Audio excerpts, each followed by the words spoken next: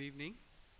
Welcome to the third of the public lecture series that we have been organizing as a part of the ongoing ICTS IUCAA program and Cosmology with the cosmic microwave background and large-scale structures.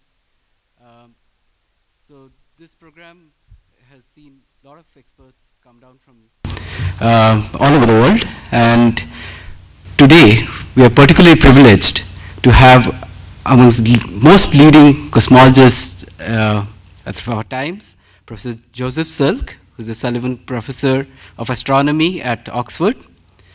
So Professor Silk, to most people, does not need an introduction. I mean, so during this school, we have had lecturers who have learned cosmology through his books, and so it's the number of times he's been mentioned in this ongoing workshop to people just is a small measure of the kind of achievements he's made during his career.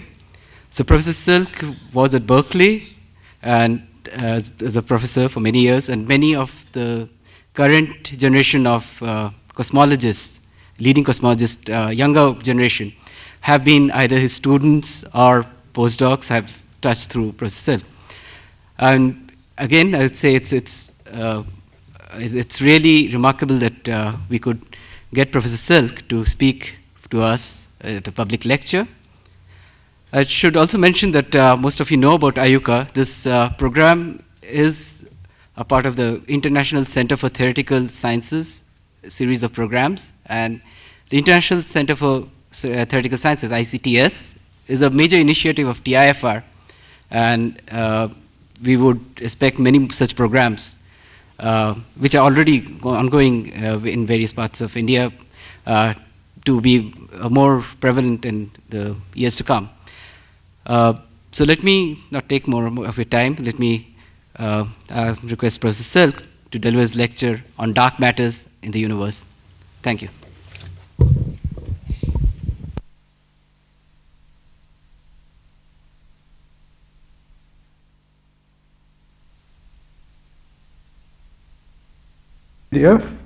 For this occasion, special occasion, this summer school, and I'm delighted to try to communicate some of what we're doing to this broader audience. Okay, so you obviously have dark matters to think about in India. These were two of the very glorious dark matters I saw just the other day. But what I'm going to talk about now is on the cosmic scale. And let me go sort of back to the roots of modern cosmology to set the scene for dark matter. And so it really begins with a number of scientists, great scientists, who worked in the early years of the 20th century and a bit later, and developed the notion of the expanding universe. Now, of course, this all really began with Einstein in a sense, because it was his theory that was being used, but Einstein himself did not really understand the implications of expansion until he was introduced to it by Alexander Friedmann and Georges Lemaitre, who independently discovered that in Einstein's theory there was a possibility of an expanding universe. And they essentially predicted the expansion, and Lemaitre even realized that one of the tests of the expanding universe solutions was that as one looked further away, one should see higher redshifts, things moving progressively faster, as you would see if you're in some region that was expanding systematically. The further away you looked, the faster things might be moving. So the test of this came with Edwin Hubble, who plotted the velocities of galaxies as measured from the spectra, from the redshift, against their distances. And so his great triumph really was to get accurate distances, accurate at that time. And so he noticed then, as you went further away, the velocities increased.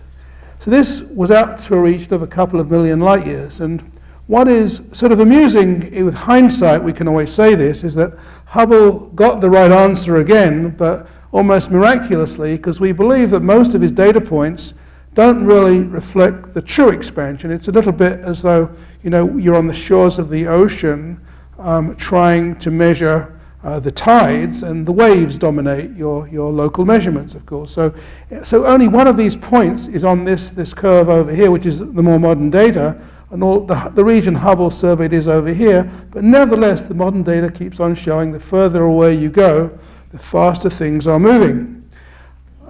So that seems to be the current view. And going on to the most recent data, we now are able to use some of the most powerful objects in the universe, exploding stars, supernovae, to measure distances. We can see them very far away. And this shows you how one continues to see things systematically expanding. The further you look, the higher the redshift, the greater the distance. And there's even now a slight indication of a deviation from this expansion. Galaxies are slightly fainter than they should be, suggesting there's been a slight acceleration to the universe, just seen for the most distant galaxies. Okay, so I'll come back to that a bit later, but really the main point I want to make now is if you have this expansion, it means that you know, the speed goes as distance, which tells you a certain time ago things began, the expansion began. I just calculate the distance to a galaxy divided by the speed at which it's moving, and that tells me how long ago it began. So it's the most naive calculations you can do, but it does give you an age for the universe. And you can calculate from this we call this now the Hubble law, the age of the universe.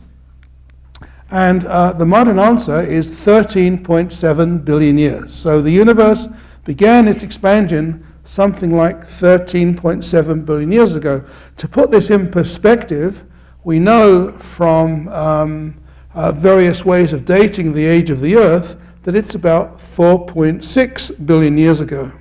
Now, this is not the only way we have of doing dating. So another approach has been to go to the Bible, the Old Testament, and basically that was reinterpreted in the King James Version by Bishop Ussher in the 18th century. He was able to deduce the age of the universe just from using the biblical version of creation, actually, and subsequent events. And he concluded that the universe was created on Sunday, October 23rd, 4004 BC at about 8 o'clock in the evening. Now, this is not the highest, most accurate determination, but it's one that's believed in by a surprising number of people. So a poll was done not so long ago in the US, and it concluded that something like half of the American population believe that the universe really was created some 6,000 years ago. Okay, now, I don't think taking polls necessarily gets you very far, but there is, but if you're of a religious inclination, and then, for example, there is no conflict between this story and the 13.7 billion years. There was Pope Pius XII originally in 1950 made a contribution to cosmology, influenced by George Lemaitre, when he made it quite clear in a cyclical bull that there was no contradiction between religious views and cosmology. In fact, it was we just have one interpretation as scientists, and if one reads the Bible, when I go another interpretation, there's no conflict in science and the different interpretations. Coming from a more cynical place in the UK, this was another recent poll that Britons believe more in ghosts than in God. So it's all relative, right, to your culture. Okay, so now getting back to the Big Bang story, the next development since the days of Lemaitre and Einstein and the other photos I showed you, who developed the expansion idea in the 1920s from theory and then was confirmed by Hubble, came with George Gamow, who was a nuclear physicist by background who emigrated rather stealthily in those days to the US. This was in Stalinist times, and his student and postdoc, the three of them, studied the Herman and Alpha, studied the possibility that the early universe was hot like the center of a star briefly, and was able to do nuclear cookery of the elements. And they really believed that all the elements could be made this way. We now know they're wrong. In part, it's just the light elements, helium in particular, which is made in the first minutes of the Big Bang. So they got part of it right. But one interesting prediction came from their argument that if the universe really did produce some of the cosmic chemistry in its first minutes, it must have been hot, and therefore there should be a relic glow today as the universe expanded and cooled down. Now, they never actually predicted. They talked about the temperature of the universe in various papers, a few degrees Kelvin of absolute zero. They never predicted how astronomers might go out and see it. That didn't really seem to be serious enough for them. And we now move forward to another 20 years ago. So when their theory was completely forgotten, and these two astronomers, Arno Penzias and Robert Wilson, were studying the Milky Way with a satellite that was given to them by the people first doing satellite communications. It was a redundant telescope. And with that telescope, they found, when they studied the Milky Way, there was an unexplained glow coming from high latitudes. And after much investigating, they concluded it really had to be the residual glow coming from all directions. The only origin could be the universe itself. This was the missing glow from the Big Bang.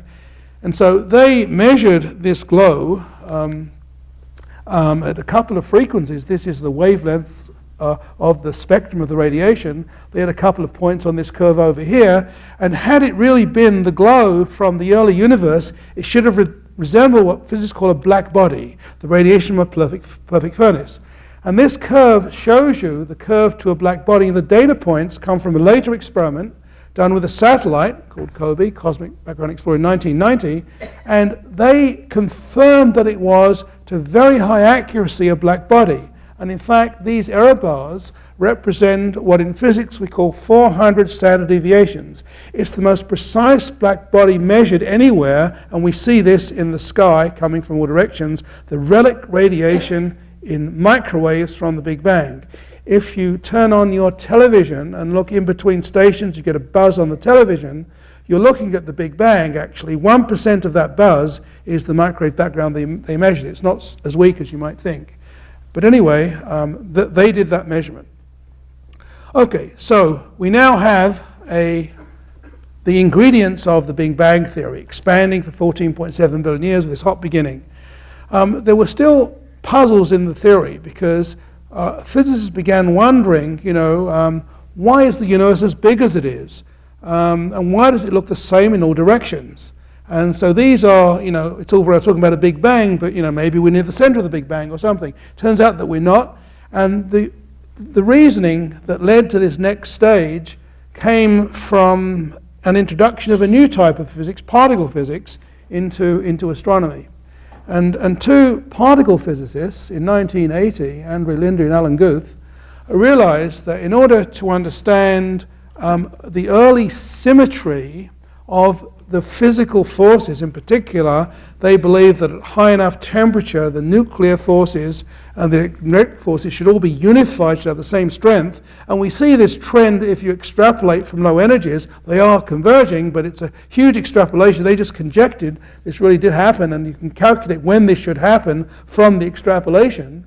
And so they conjectured at this early point at very high energy, which was a transition point in the Big Bang, it should have gone through this phase. And as you cooled down, the energy separated and became more or less the very diverse energies that we see today. I mean, our body, which involves chemistry and chemical interactions, involves much lower energies than the ones hold a nucleus together. Fortunately, otherwise we would not exist. Life would be crushed to death on the surface of a neutron star, which is one giant neutron. The energies are very different today, but in the beginning they're all very similar. Anyway, one consequence of this is that we have here, when the forces separate, and gravity is a mystery unto itself, I won't mention that, but as things begin to separate, it's a little bit like ice melting in a pond. There's a release of latent heat, extra energy, as the phases change. And this led to rather an amazing consequence for cosmology. And the consequence of this injection of energy was that the universe suddenly got extremely large very quickly. It underwent exponential expansion. So if you can imagine a universe which was happily proceeding along, that's the green line, suddenly gets boosted in size enormously. But one consequence of that is if you imagine a wrinkled balloon, expanded enormously, it becomes extremely flat and uniform, locally flat. And it's for this reason, if you imagine now a creature living in a two-dimensional analog of our three-dimensional universe, and you look around us, you see locally his space is flat. That's why we believe space on the large scale, I'll show you why more precisely in a moment, obeys Euclid's theorems. It's flat to a high approximation. And it also tells you why the universe is as big as it is, because of this enormous expansion. And the third thing it can do, which is really the key to almost all of modern cosmology, is that it can explain why we're here. And so this is rather an interesting mystery in itself. So we believe that our galaxy, our Milky Way, formed from some infinitesimal fluctuations in the early universe. Now, this red line shows you the distance that light can travel. And the green line shows you the level of fluctuations initially. These are the same fluctuations you get in a gas in this room. They're tiny. However, early on they can be quite big when you don't have very many atoms. So for a brief while they're big, then they get much smaller. In particular, if you look at the mass inside a galaxy and ask what was its fluctuation, if it had to begin from a fluctuation, it's enormous compared to any region that light can connect. That's what this red line means. So suddenly, thanks to inflation, we have this huge boost in size, and we have the imprint of these tiny fluctuations on the scales that can make galaxies. And now we can suddenly understand where we come from. Okay, so that is in summary how we think galaxies come from tiny fluctuations. But from the point of view of modern cosmology, it's all a bit of hand-waving at this point, trying to explain the size of the universe. You have to take what I'm telling you more or less on faith. This says the Big Bang, believe me, it was very, very, very, very big. And a bit of hand-waving there, but proceeding to another way to show this, the Big Bang before the inflation theory was more or less all you could see. So here is the visible universe, okay, and the entire universe might have been much like this. But now, thanks to this enormous inflation, we believe that we are just one small part, our 15 billion light years, the universe around us that we can see with our biggest telescopes. And here it is, the rest of it, possibly infinite even, but enormous. Okay, and so that then is where things are today. We believe that the universe went through immense inflation and reached this enormous size. Now, these fluctuations that seeded the galaxies, it's all very well to say theory explains where they come from, but we'd like to test this. And so a remarkable test has been made of these fluctuations. And so that has come about by studying the radiation, the relic radiation in the universe, the fossil radiation from the Big Bang. And it turns out this radiation is slightly different. It's slightly hotter in one spot, colder in another spot. The difference is only a fraction of a percent, but that's enough to give me the seeds from which structure eventually developed as the universe cooled down. And when this was discovered, again by the Kobe satellite, the first experiment that made definitive measurements of this, it was major news around the world. Our first inklings as to how the universe might have begun. And so that was the early work, and this did receive the Nobel. The authors of John Mather produced the black body spectrum. He pioneered that experiment. And George Smoot, the experiment that measured these fluctuations, they received the Nobel Prize in 2006. And here is the most recent experiment, which called the Wilkinson microwave anisotropy probe, now having produced data for some 7 years. And the results of its satellite data, you can see it shows cold regions. That's what the blue means, where the cold regions were before. But now it's as though we were out of focus before. Now with a much more precise optics, a lot larger dish, better resolution on the satellite, you can really see all the fluctuations filling in. And it's from these seeds that the structures, the largest structures around us, we think actually began. So that is how we have modern observations that vindicate one of these, the inflation theory prediction that basically all simple fluctuations were the seeds of structure. And the way we now see this is that if I go to my initial theory, so this is the inflation, the prediction of actually, to be fair, this was a prediction that was made even before inflation. And the prediction was simply, what this blue line means is that one number is needed for the fluctuations. Just one number explains the fluctuations, the strength of the fluctuations. And then what the expansion of the universe does, it converts those fluctuations, because they grow by the effects of gravity. The slightly denser parts of the universe get slightly denser, and the emptier parts get emptier. It's just like capitalism, the rich get richer and the poor get poorer, okay? We all know that. Okay, and so what's happening is that here are the fluctuations which were present in the early universe, and they all grew the same way because there was no difference between them. But on the larger scales, there's been less time for the biggest ones to grow because the universe is expanding. Okay, and so the biggest ones that we see on our so-called horizon scale are over here. So the theory, starting from one number, predicts this for the strength of the fluctuations, which eventually grow into galaxies. Now, the amazing thing is that when I look at the data, this line is shown over here, the same line essentially, more precisely plotted, and overplotted on it are the fluctuations we see in the background radiation, and also when we study galaxy distributions on very large scales. Everything agrees together beautifully. We now have an understanding of the initial conditions of the Big Bang and how that led to structure formation. So that is, now we can do a little bit more than that. If you remember, I made a comment earlier that space seemed to be Euclidean. How well do we know that? Well, again, that has come about from, from the microwave background experiments, a number of them, which with the latest ones show these fluctuations, which are the points plotted, and the underlying line is the inflation theory prediction. Now, the reason you see all these peaks and wiggles are simply because the fluctuations in the early universe were a little bit like waves in a plasma. They had troughs and they had dips, and then as the universe cooled down, suddenly they turned into density fluctuations.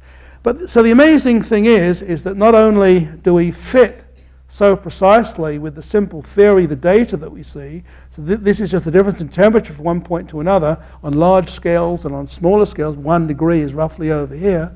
But also, if you figure out the path of light from how far back you can see in the universe, you can see back in the microwave radiation a certain distance, when before then it was like a fog in the universe. And if space is Euclidean, light travels in straight lines. Okay, that's what this indicates. But if space, in fact, is curved, as gravity might curve space, it could curve space, then light is bent. It's a bit like a gravitational lens, actually. This is bent in a concave sense if it's underdense. And then when you look at regions which correspond to this amplification in the microwave background, it would seem to be on a smaller scale. And the fact that it actually agrees, in fact, if you change the curvature of space and you assume, now you can always modify this slightly because you don't know exactly how old or young the universe is. If you can put this further away, it can look smaller as well. But we think we know the age of the universe. So if I solve that problem, then amazingly, we have a unique place over here. So we infer that Euclid's description of geometry is true for the universe on the average, for 3 angles of a triangle up to 180 degrees, etc. Parallel lines stay parallel. That is a property of the universe as predicted by the inflation theory, which says enormous expansion must lead to this very flat space, okay, in 2 dimensions, 3 dimensions, whatever, okay. Okay, and amazingly, you can see the most recent experiments on the same angular scale show that this curve just continues, and you eventually see these fluctuations dying away as they run out of strength, and the data points just lie on this simple prediction from the inflation theory. Okay, all fitting with this notion of a universe described by really very, very simple physics. Okay, so we think we understand the properties of the universe. We don't know their origin. I'll come to that at the end. So armed now with the strength of the fluctuations, which you can see here is measured in the radiation, we think we have very good control over that. We can now ask the question, how does structure form? So what I'll show you then is how galaxies form. So this is a simulation of a large chunk of the universe, okay? Some billions of parsecs of light years across. And you're seeing the contrast develop. You're looking at actually what is only dark matter. Now, dark matter is the dominant part of the universe. I'll talk a little bit about that in a moment, but we understand the physics perfectly well. It only obeys gravity, and so only gravity went into the computer calculations. You're looking at structure forming, and now we're looking at a region that's 100 million light years across. This is going to be a cluster of galaxies, this size eventually, when we zoom in onto it. So we're looking at the dark parts of the universe, the dark matter in which the ordinary particles are embedded, the stuff that we're made of. That's about 15% of the dark matter, so they just follow along with it as far as we're concerned for the moment, and they make this, which is a cluster of galaxies. And we see many clusters like this of galaxies. You saw some of the galaxies in my initial presentation. Okay. And so zooming back, now we have one region. There are many others. There are clusters everywhere, galaxies everywhere. So this is our simulation of the universe, okay, as far as we can see. Okay, so that's a numerical simulation done on one of the supercomputers in Garching. It took a couple of weeks of computer running to do this. One can now do it a little more quickly. Okay, so now astronomers go to the telescope and they do surveys. And what I'm going to show you is the results of their surveys. So in the blue, you have the astronomer's survey. So what they do is, of course, you can't measure the universe in 3 dimensions. You have to use Hubble's law, which says the velocity goes the distance. To use the velocity, you measure from the redshift to get the distance. Then you get 3 dimensions. So here you see three-dimensional maps of the universe. Okay, done by different surveys, different directions. This was one that didn't go very deep. And you see these very funny structures on them, and they're artifacts of the way you use the measured velocity to give you the 3rd dimension. And that gives you a stretching out along the line of sight, which is in this direction. So here you see the deepest survey to date, the most complete survey, the Sloan survey. And you can see clusters of galaxies and alignments of galaxies forming these great structures, which may or may not be physically real. We're not even sure of that. But what you can now do is compare it with the virtual universe. So you take the limiting sensitivity and the magnitude of the surveys, you fold that into your computer simulation, and you have some simple recipe for having galaxies form where the dark matter is, okay? You just care about the structure, really. And so you just convert mass into light with a simple recipe, and here you have your virtual universe. So you can predict a virtual universe now that looks, to all intents and purposes, like the real universe. So we think we have great success now in understanding the universe on large scales.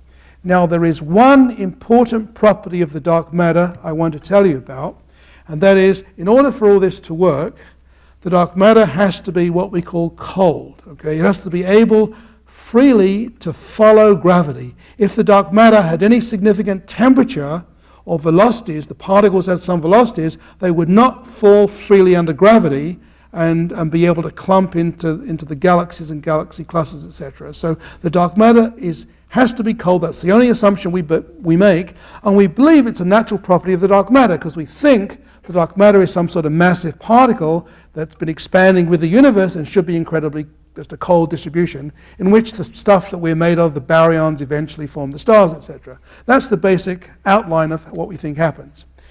Now, you might, of course, think that why go to all this trouble of erecting dark matter? Maybe there's a simpler solution. And the simpler solution would be if the universe were made of baryons. So I gave a talk some time ago in which it got into the newspapers, though I hope this doesn't happen with the Indian press. I'm sure it won't. But anyway, in this column in the Canberra Times, it said at least 90% of the mass of the university is in the form of non-luminous matter. Okay, so that was a classic. Okay, but anyway, that is not true, I'm sure, for Indian universities. Okay, so here then are the pioneers of the dark matter story, Vera Rubin and Fritz Zwicky. So what Rubin was the first to do was study the orbits of the stars in galaxies like this, and the stars are mostly in the disk circular orbits. And now if the laws of gravity were obeyed and the dark matter just tracked the light, that you could see the blue stuff, the older stars, and the further away you move, the slower they should orbit. But she found that wasn't true, that the stellar orbital velocities were the same the further out you went. So that was the first evidence of dark matter. The stuff not where the light is not helping the stars accelerate. And then on larger scales, Zwicky, who was a very brilliant astronomer, also very peculiar, he is credited with the discovery of neutron stars among other things, and also having a very disparaging view of his colleagues at Caltech. Anyway, he figured out that for this galaxy cluster, again, the galaxies from the measured velocities would just be moving away. We wouldn't see a cluster at all, each of these are galaxies, if it were not for the presence of 10 times more matter than you can see in the stars. So, and modern observations have really vindicated Zwicky. This is a modern image with the Space Telescope. If you look carefully at this image, you can see these interesting streaks. Okay, so these streaks are due to what Einstein basically pioneered as the notion of gravitational lensing. In other words, the dark matter is present in this. It distorts the light of background galaxies like a lens. Okay, and you see these distorted images over here. And this, in fact, measures the dark matter. And amazingly, the number that Zwicky got in 1930 or so for the ratio of dark matter to light matter is exactly the same within the errors as the modern measurements. So that makes us pretty certain that we understand how much dark matter there is. Okay, so moving on, back to the computers. And so here are simulations now of dark matter only. And now you're looking at the formation of the Milky Way and the dark matter in it. Okay, and so you can see dark matter developing, and this is the Milky Way galaxy as it is today. Here it is developing with time.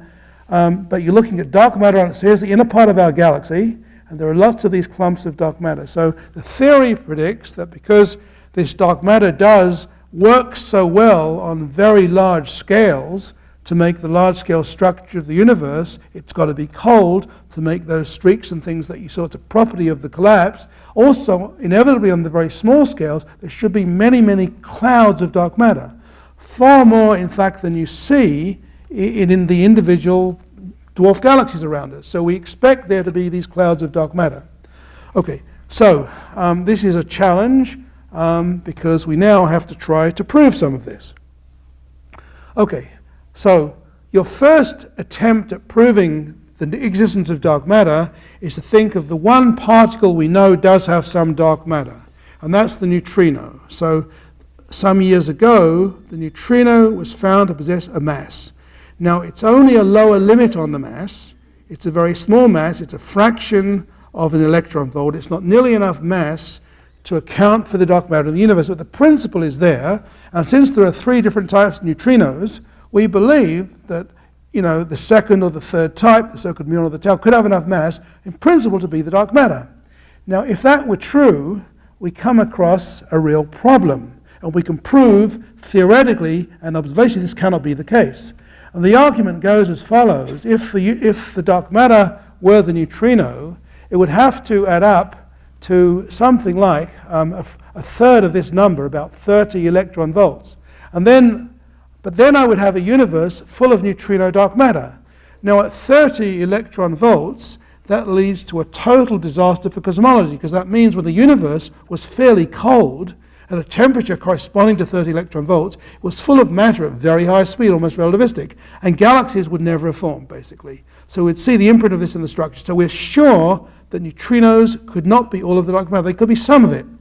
And so this is leading astronomers to search very hard, and physicists too. And you can see here current experiments under construction to try to measure dark matter in the universe. This is one looking, which will be looking for tritium in the laboratory, where if neutrinos have a mass, that will measure a slight deviation. And what is interesting is that if the neutrinos have the sort of mass at the level this experiment under construction will measure, the best it can do, there'll still be more neutrinos in mass equivalent than stars. There'll be less than total baryons, but they'll still be important. So that's sort of where we are in cosmology. And using future satellites, we can do even better than this, because neutrinos would affect the amount of structure that can make galaxies, and it would make it harder to make the galaxies. And by looking for that in the microwave background fluctuations, you can in principle set even stronger limits in the future.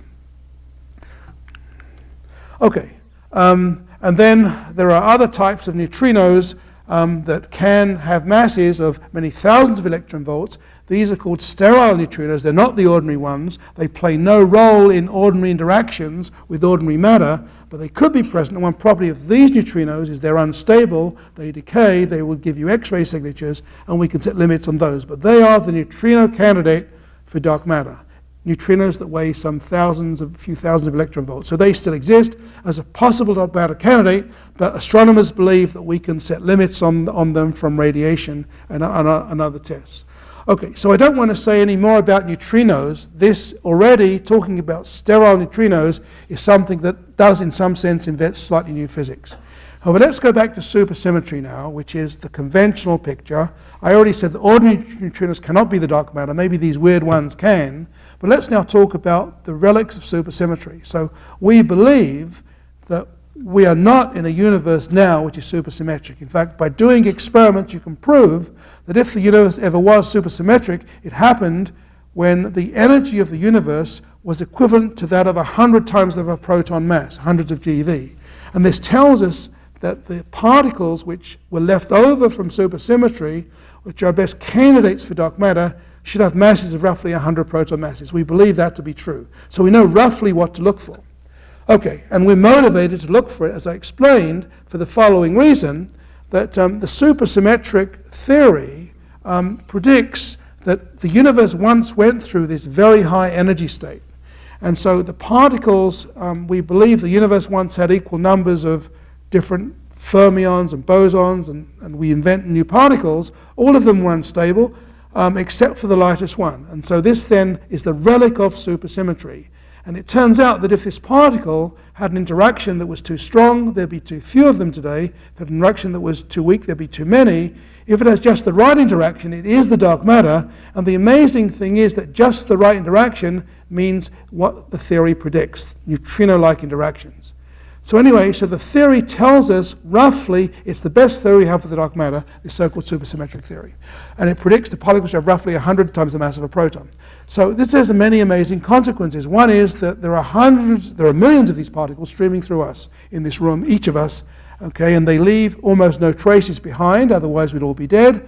But if you devise very sensitive experiments, you can hope to look for them. And that's called via direct detection.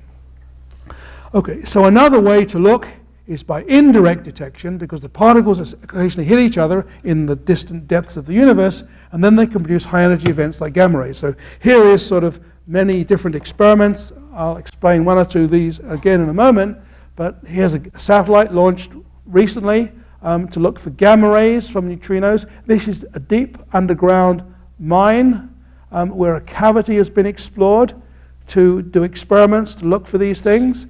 This is Antarctica. This is the South Pole, where tubes have been drilled 2 kilometers deep to look for evidence of dark matter, okay, among other things. Here's a telescope, a very unusual one, made of metal plates, designed to look for tiny light flashes from very high energy gamma rays, which also may come from eventually from dark matter. And here's the poor astronomer counting away numbers of galaxies. Also, hopefully, that was one of his goals too. Okay, so let me tell you then about one of the experiments which is being done to look for dark matter directly. So millions of these particles are passing through our bodies. They leave tiny amounts of heat behind, and you can use them by developing highly sensitive detectors. Now you have to put the detectors deep underground to avoid cosmic rays. So ideally, you go to very deep mines. You know, the Kolar gold mine is the local example, but there are many others throughout the world where we'd like to do, and in many cases are doing experiments like this. And so the experiments, and these are just some of the acronyms, are using the techniques of, for example, ionization. The particles cause tiny light flashes. They also produce ions in scintillating fluids, and they produce amounts of heat. So these are different techniques that we use when a heavy particle comes along, hits your detector, and basically gives a recall to a nucleon. So it happens very rarely, so you need enormous amounts of detector material. You need tons of detector material to do this. And so it's a tough thing to do. And the experiments that have been done to date are intriguing. There's one experiment which is claiming a result.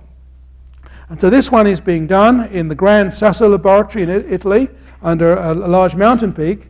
And the amazing thing is this experiment, called the Dharma experiment, which uses the scintillation technique to measure the evidence of these dark matter particles, has been running now for some 11 years. Okay, and they see this weird oscillation in their signal. Now this signal changes in sign every year. It's an annual modulation. Every June the 21st it peaks, 6 months later it dips. What are they seeing? Well, what they think they're seeing is the effect of the sun, of the Earth going around the sun, passing through the dark matter in the halo, and when the dark matter is coming towards us, you have a slightly greater signal, away a slightly weaker signal, so seeing the modulation of dark matter experiment. So they think they have a signal. In fact, it looks quite significant. The only problem is that there are now 4 or 5 other experiments in the world. This is the Dharma experiment over here. This is a sort of sensitivity plot, and this shows you, the solid lines show you all the other experiments which say they have lower upper limits and conflict with this experiment. So one doesn't understand what is going on. The theory of the supersymmetry predicts we should be looking somewhere in this region for this. So we may have a long way to go to get better experiments. In the future, we'll be going down most of this parameter space and covering most of this. This shows you the sort of experiments one is doing. This is one of the experiments in Sudbury in Canada, where you see the initial cavity carved out in a mine, and then eventually equipped. So these are tough conditions to work in. It gets very, very hot deep underground, but that's where physicists now have to look for evidence for dark matter. Okay, so that's one way we look for dark matter directly. Here's another way. So imagine these dark matter particles. They're out there in our galaxy. They occasionally run into each other. Now, we believe that when they run into each other, they would produce energy. They will produce a burst of energy. And why do they do that? Because the particles annihilate with each other. That's how they were created according to the theory. And as the universe cooled down, we're just left with the relic numbers from the early universe. Well, you can reproduce the Big Bang for a tiny instant when 2 particles collide. A tiny fraction of a second, they annihilate, they give you the energy. And the energy has to end up as high energy photons, gamma rays, maybe in neutrinos, and maybe in electron-positron pairs. All of which you can see in principle as a result of the decays of these particles. Now, this is a tiny, tiny signal, but because space is so big, if you look around in the halo, you have so much volume, you might expect to see a signal. And what really helps you is because the numerical simulations of the dark matter tell you the space is very clumpy, it's full of clouds. Well, obviously, if I'm clumpy, as you all know from driving on roads in India, that enhances collision probabilities. The particles can collide much more easily, and so that enhances the signal. And so, for example, this is where we are. In looking for this, this is the satellite that was launched in the middle of May. It's called the Gamma Ray Large Area Space Telescope, and so this is a picture of the satellite. It's going to study the sky in gamma rays. This was it just before launch. And this is a previous gamma ray observatory, gamma ray map of the sky. And the new satellite will be 100 times more sensitive. It's going to produce a map that looks like this. This is a simulation of what it will do. And each of these clumps could be a dark matter cloud. We don't know. That's the prediction. It's possible, not impossible. At least some of them might be. Probably not all. These others, most of them might in fact be astrophysical sources, but there might be the odd dark matter signal hanging in there. As this showed you the sensitivity of this experiment. It's much better than the previous gamma ray experiment, and here are other gamma ray sources which we usually use to calibrate these experiments, like the Crab Nebula. Okay, so that's the gamma ray story. Maybe, keep tuned. It is interesting. This experiment, the previous gamma ray observatory, found intriguing hints of something odd in the sky, and we'll know for sure with the next experiment. This is the hints that experiment found. And so if in fact you look in the gamma ray sky, what's shown here is the spectrum of the gamma rays as predicted by the theory. Now, when ordinary particles they do make gamma rays, if 100 protons, cosmic rays, go through matter, and they produce what are called pi-zero particles, they have a very unique spectrum. Well, if instead of an ordinary cosmic ray with the proton mass, typically, very few very heavy ones, if I have 100 GeV weird particle hitting a proton, it opens up new channels in particle physics. Instead of decaying by the lowest channels, I can produce what are called quarks, and I can have bottom quarks and top quarks, which give you a more energetic spectrum. So the prediction, a unique prediction of this theory of dark matter annihilation is that it should have a harder spectrum. Okay, and so that's the prediction. There were hints that this might have been seen. The data is far too early to say from the early satellite. We'll know from the new one. Hopefully, if they find something weird, and this is what the new satellite will do, it'll be much better than the old one in terms of the expected parameter space. Okay, so here is one more intriguing prediction, okay, if you, of gamma rays, and something different.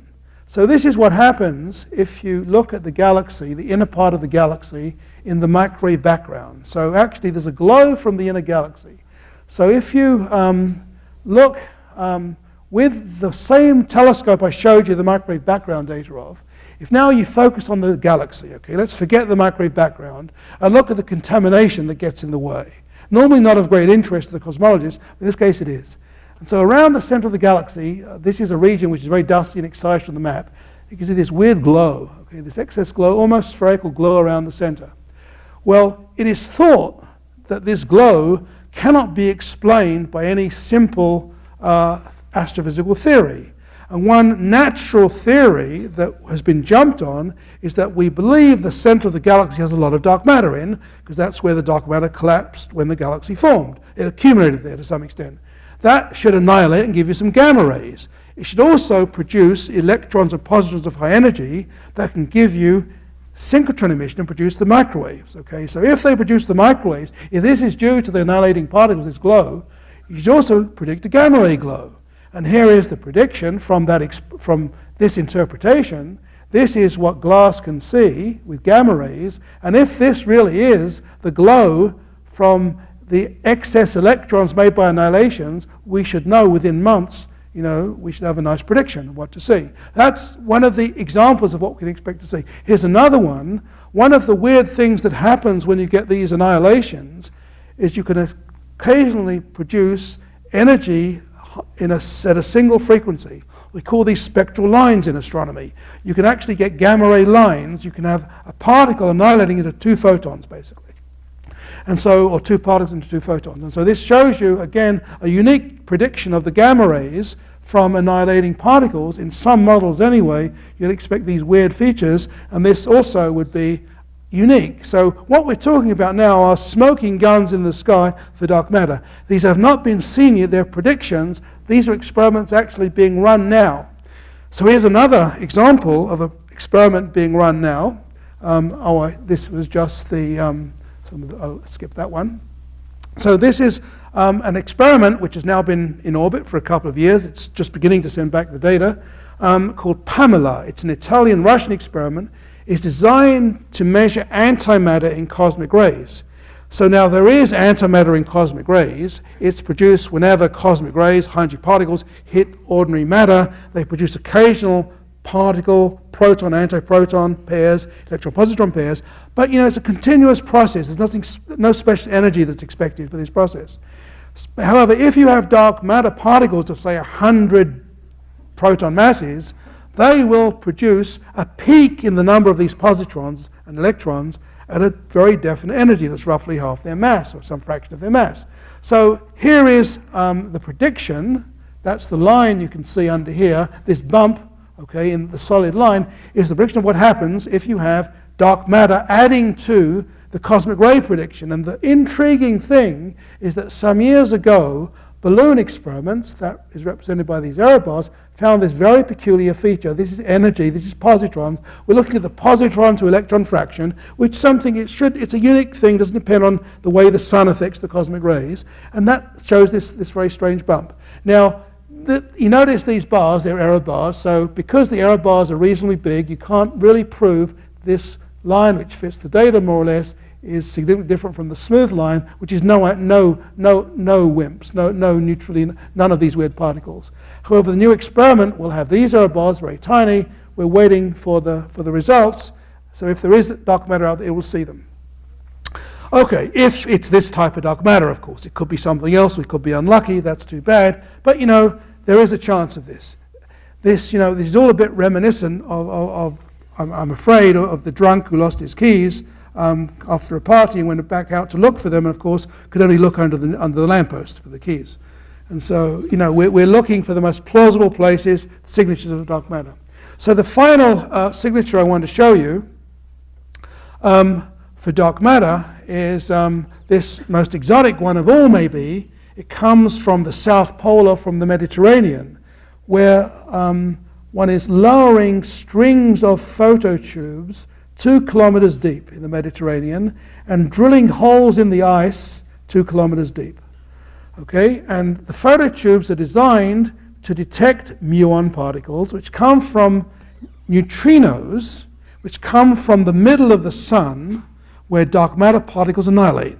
Okay, so it's an amazing chain of events, but in principle, because of exquisite timing, you can tell if a particle comes up like this, comes from the sun. It comes from below the Earth. The Earth is your detector for making the muons. The sun is down here somewhere. So you see the particles come from the sun through the Earth, make these muons. So in principle, these experiments also can look for dark matter in this very weird way. Okay, for the last couple of minutes, let me move on to dark energy, the other dark side of the universe. And this sort of began with Einstein making what he later admitted to be the greatest mistake of his life. So in Einstein's equations, in order to stop the universe from collapsing, he produced a cosmic constant. Okay? Now, he admitted this was his biggest mistake when the expansion was discovered and there was no need for it anymore. It was one of these weird mathematical tricks. Now, notice it's a constant. Okay? And so what modern scientists do, though, is take this constant over and put it on the right-hand side, which is the energy momentum of the universe, the source of gravity. Okay, and so you add a constant to that. And because it's a constant, it means that it acts like an energy density. And it's very unimportant early on. The universe is dense, but in the late universe, it can become more important than the ordinary density, which is part of this T on the right-hand side. Okay, so what we've found then is it acts like anti-gravity because Einstein introduced it to oppose gravity. Okay, and it's a weird sort of energy that has this property. And the amazing thing is, with the new observations, we're finding evidence that the universe, when you look very far away, is showing signs of anti-gravity, of acceleration. These particles, it's hard to see it from this curve, but if you look at this curve, these are the error bars for each of these supernovae. A supernova briefly becomes as bright as a galaxy, so you can see them far away, and they're thought to be standard bombs, so you can use them to measure distances. You know, there's a systematic offset. This is where it should be in one standard universe without acceleration, and this is where we lie, saying they're systematically fainter. There's acceleration going on as you look far away. Okay, so that is all truly amazing if that's right, and we believe it's right for the following reason, that now we have many different ways to measure these weird properties of the universe. Here's a summary from the classical dark matter measurements, which include the gravitational lensing and the clusters of galaxies. Measuring galaxy properties, basically we measure the dark matter density. From the microwave background, we can measure the curvature of the light rays or the lack of it. That gives us the total energy of the universe, the sum of dark matter plus dark energy.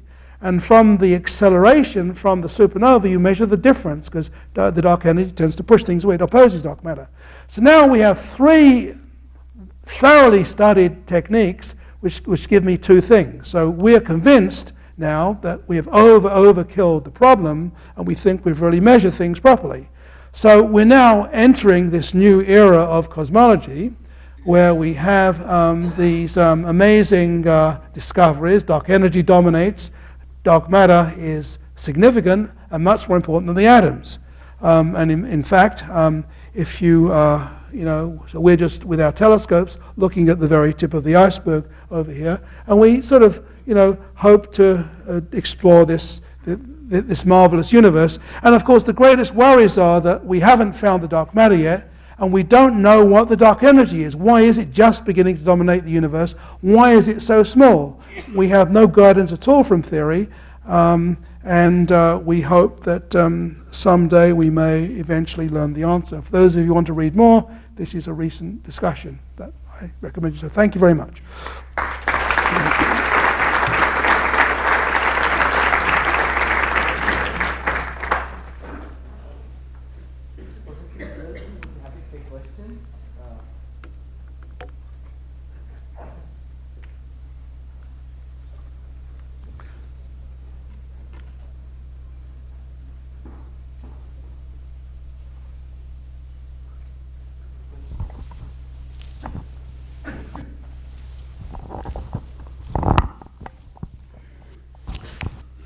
Hello, sir. Sir, if the dark matter is cold and non-interacting, how could it leave an... Okay. Hello, sir. If dark matter is non-interacting and cold, how could it leave an imprint on the cosmic microwave background? Okay, basically through gravity. So the dark matter clumps in, and as the light passes those clumps, it gets deflected, and so one sees similar deviations in the microwave background radiation. So in other words, for every density fluctuation, there's a light fluctuation, a microwave background fluctuation. The two fluids, if you like, of radiation and of matter are strongly coupled together. And that's because the radiation, the universe initially is like a plasma, it's ionized, the radiation can't travel very far, and so you can think of the mixture of mass and radiation as a fluid, basically, a coupled fluid. If I compress one, I compress the other, so I have fluctuations in both. And then as the universe expands, at some point the radiation uncouples from the matter, it comes straight to me, I see it as a microwave background, but it carries within it the fluctuations that were imprinted by the coupling to the matter. So I see similar fluctuations in the matter and the radiation.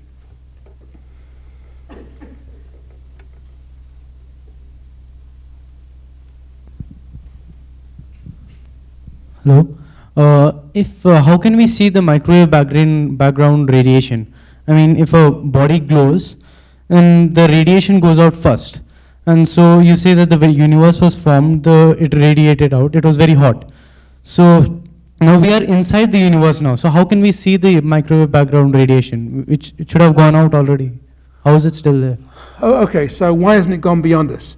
Okay, so I think you have to try to take the step from being in a finite explosion to being in homogeneous and let's even imagine infinite space. So the radiation is everywhere.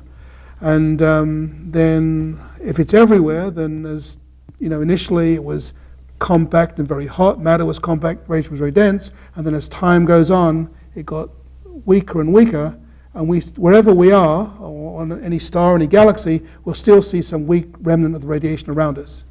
There's nowhere else for the radiation to go if the space in which the radiation of the matter is all the universe there is. There's no outside, there's no inside. That's sort of the modern interpretation of the expansion of the universe. I hope that makes sense.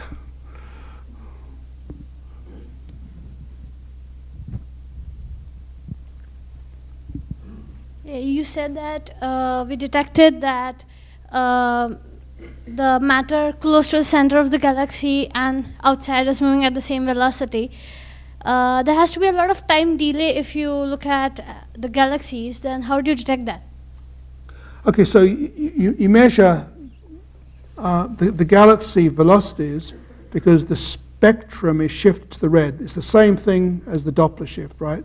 If something is moving away from us, then progressively all of the wavefronts get spread out, and I see a shift to the red. So the further away a galaxy is, the greater its recession is, or velocity is, and that is analogous really to imagining some uniformly expanding medium. If you place yourself in one point, then the things near you are expanding more slowly than things further away. You'd measure a higher velocity if it's all expanding at the same rate. So, does that answer your question? Yep.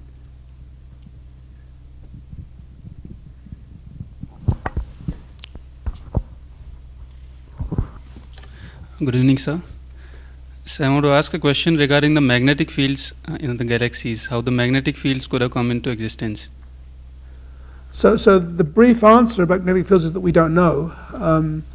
That there are theories. We see magnetic fields in the sun, for example, which every 2 solar cycles go through a maximum and change sign even. So we know magnetic fields are created by dynamos in the sun.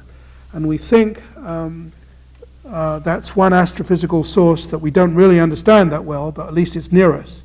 In the very early universe, we think a similar type of mechanism, a dynamo, can explain the origin of magnetic fields, but there's no real agreement on exactly when or where this dynamo occurs. But what is clear is that once you make the magnetic fields, even in localized regions, as the clouds merge together and rotate and collapse, they will expand the field, amplify the field, compress the field. It will get stronger with time. So eventually you will produce the large-scale magnetic fields that we see today. The real question is how you make the early fields, the seed fields, and for that we really are not too sure, but it must be a dynamo of some sort. Neutrino flux is expected from the AGNs or gamma-ray pulse protons interacting with CMB. But you also mentioned for the Armand ice cube experiment from the dark matter. How do you separate these two? Okay, so the dark matter signal comes from the sun. So the sun is the source. Okay, so we're looking for a high energy neutrino signal from the sun. Towards the sun. From the sun, yeah. So the particles are trapped in the sun. They annihilate in the middle of the sun, and that's where the neutrinos come from. So And you have so to look in that direction. exactly, that's right. And you get direction because with these arrays of phototubes, when the muon passes through the water or the ice, there's a delay from one string to the next string, and the time delays give you direction. The same neutrinos will also produce Ascarian effect on the moon. Explain me that Stephen Hawking has said that the space is 4-dimensional, whereas the Minkowski has said that it is 5-dimensional space. Sorry, I didn't understand that question. Could you repeat it Stephen slowly? Hawking has said that the space is 4-dimensional, whereas Minkowski has said that it is of 5-dimensional space. Right, okay, so in fact, space is 3-dimensional, fourth dimension is time in the models, but we believe that if one takes string theory seriously, there were more dimensions, and there can be up to 11 dimensions, or even in some theories 26 dimensions. But all of those extra dimensions got to be very small very soon. They compactified, and so and they were introduced to explain the properties of particle physics. And so once they've compactified, we're then left with a standard, 3 plus 1, 3 space, 1 of time. It's very hard to find evidence for these initial compactified dimensions, but they may lead to possible signatures in particle physics that people are thinking about trying to find, look for these things. And one more I want to ask, that what are light cones? What are light cones? Okay, so that just refers to how far one can see in the universe. So in one's past, let's see, I'm not saying this very clearly, so the past light cone of an observer is everything that you could see when you look through a telescope. And it's called a cone because if I have a space-time diagram which plots time against space, it's a diagonal line.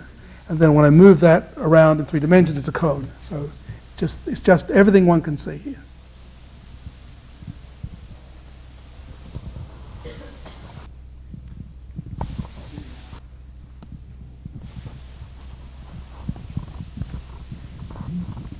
Sir, from layman's viewpoint, CMB figure is shown as a flatted oval. That is observation and it is plotted. So why it is shown as a flatted oval? You have an oval shape and it is flatted like a ball. Yes. Why it is shown that way? Why is it shown that way, as an oval? That's just a projection of the sky. That I could have shown it equally as a sphere or a projected sphere. There's nothing special about the oval. It's just a simple way, it's just the conventional way of using coordinates astronomers like to use to study the Milky Way. And so it's just, there's nothing special about it at all.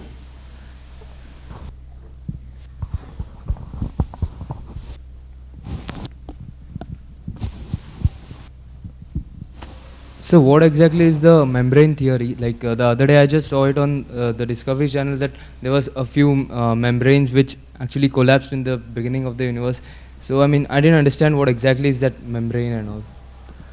Okay, so brain theory, membrane theory, is one of the forms of these higher dimensional theories of gravity and quantum gravity in particular. And its connections to cosmology are a little bit tenuous, I would say.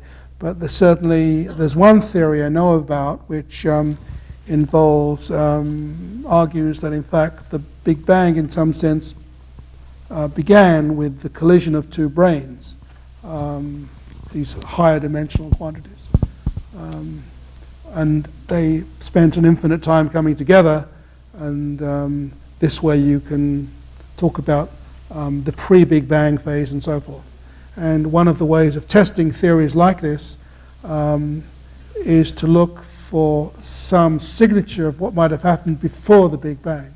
And it's very controversial if we could ever see such a signature, but if you could imagine something weird in the sky on some very large angular scale with no obvious causal explanation for inflation or anything else, that's the sort of hint that people are thinking of, which might be evidence towards such weird theories.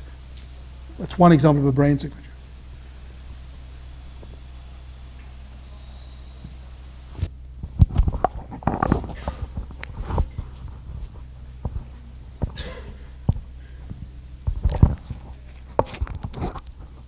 Excuse me, sir. Yes. Why are we just looking for some type of neutrinos to be a part of dark matter and not just any other particles? Why is one looking for neutrinos or not? Just some type of neutrinos to be part of Yes. dark matter. Yes. dark Well, matter. neutrinos are, the only particle. Well, I suppose in some sense baryons could be dark matter too. Some fraction of them are dark. That is to say, they emit no known light. So neutrinos are a known weakly interacting particle, unlike the baryons. And you need something weakly interacting to be the dark matter. So it doesn't cluster like the galaxies do. It stays away from the centers of galaxies. So neutrinos are ideal for that because they're weak interactions. If they have mass, they would be the dark matter. The ordinary neutrinos we know about cannot be the dark matter. They would create a universe that doesn't resemble the one we live in.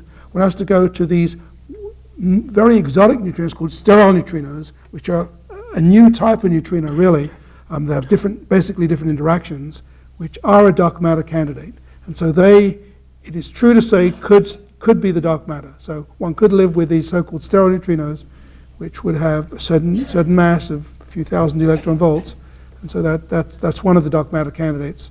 And if that were true, that doesn't mean that these other particles I talked about from supersymmetry could not also be contributing to dark matter, but it's, because the two theories are so different, one could even have both. There's no rule against that either. So I had two questions. The first was, do you really think that the issue with substructure and the cuspy core problem is a serious problem for cold dark matter, and do we need to go beyond cold dark matter to say warm dark matter? And the second question is, what is your reaction to MOND? Cosmology has a long history of there being problems that come up, and then as the observations get better, the problems go away. Sometimes the theory gets better, the problems go away. So the theory predicts large numbers of clumps and central cores in galaxies. So the clump problem has probably gone away for the following reason, that the many clumps that are seen must have a certain minimum mass for the gas to cool down and make the stars. And it turns out this must be roughly 100,000 solar masses. So we still expect far more of those than we see in terms of small galaxies, except that the theory also says, when you put in some more realistic dynamics, is that these clumps should be disrupted as they interact with the galaxy, but by gravitational forces, by gravitational tides. And so the prediction is that there should be many disrupted dark matter clumps around, containing some stars, because the ones that we could expect to see would have made a few stars, maybe many stars, would have been disrupted. So the new discovery in the past 2 years really has been finding a new population of dwarf satellites around our Milky Way. They were found really by counting stars. They were so feeble in luminosity that they could not be seen even as individual galaxies. So using the Sloan survey, one found these star piles, and there are enough of them to more or less agree with the numbers of dark satellites predicted, which would have had enough mass to make the stars. So that does not seem to be a real problem anymore. As far as the problem of the concentration of the dark matter, another prediction is the dark matter should have a dense cuspin. We don't see that very clearly, at least. And here the answer may be that galaxy formation is a very complex process, and that when you form the stars, the inner part of galaxies is dominated by baryons, by ordinary stars, not by dark matter. So when those stars form, especially if they form, for example, a bar of stars, that interacts dynamically, and that will heat the dark matter by dynamical friction and smooth out the cusp and make a core. So dynamics is complex, and just in general, astrophysics is a very murky subject, and at the moment it looks as if that complexity can explain the phenomena. It would be a rash person, I think, who would say this is evidence for a new theory of gravity. However, some of my colleagues are rash people, and they've done this, and so there is a minority that believes this motivates throwing Einstein-Newton away and going to a new gravity theory. The problem is that the alternative theories on the market, basically Mond and its relativistic generalization, which is the only real theory actually, are very ugly theories, full of parameters, not nearly as appealing as Einstein. It seems like it's not something you would want to jump on unless, I would say, you have stronger evidence, stronger reasons, but that's my personal prejudice.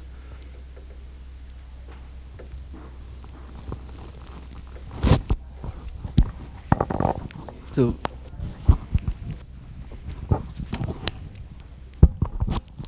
sir, is there a possibility of any vacuum in the dark matter? Again, I didn't really catch that. Sorry. Sir, is there any possibility of vacuum in the dark matter? Oh, you mean vacuum energy being the dark matter? Not directly. I mean, it could be that there are theories of dark matter which say that the dark matter and the vacuum energy are different sides of the same coin, as it were. If you have one, you have the other. They connect the two. And so that's just one class of theories. In other words, it's saying we have two problems, let's try to combine them so we have one problem. But unfortunately, those theories are not very attractive either, so, and there's no proof for them. So, but that's definitely one direction. questions here. Please join me in thanking Professor Silk for a very exciting talk.